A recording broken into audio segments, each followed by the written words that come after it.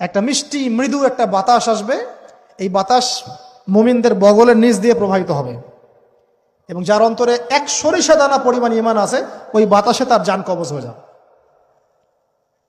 বাকি থাকবে সব এই যে গরু ছাগল হাঁস মুরগির মতো মানুষ, গবাদি পশু, আল্লাহ বলার মতো মানুষ নাই, রাস্তা মোড়ে মোড়ে জেনা করবে। এটা আরো অনেক পরের কথা, অনেক পরের কথা। আমরা ওই যুগ দেখতেও চাই না, বাঁচতেও চাই না ওই যুগে, তাই না ভাই?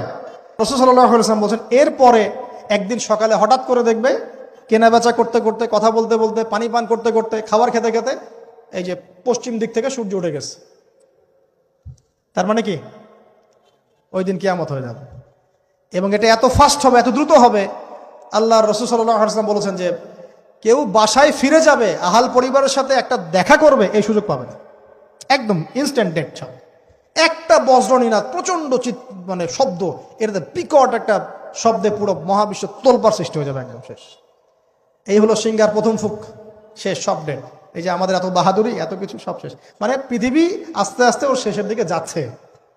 এগুলো ভাই বিশ্বাস করেন, পৃথিবীর সমস্ত সংগঠন, জালেম, কাফের, ফাসেক, মুশরিক, মুনাফিক যা আছে পৃথিবীতে, একত্রিত হয়েও এই সত্যটাকে কেউ টলাতে পারবে না। আমরা সারা মুসলমানরা মিলেও যদি এই সত্যটাকে টলাতে চাই, পারবো না। মানে আস্তে আস্তে আলটিমেট গোল এটাই পৃথিবীর। এরপরে কিয়ামত, তারপরে তো আপনারা জানেন কি হচ্ছে, ফামান ইয়া'মাল মিসকালা যাররাতিন খায়রান ইয়ারাহ, এক চুল পরিমাণ যদি ভালো কাজ কেউ করে থাকে তাকে সেটা দেখানো হবে।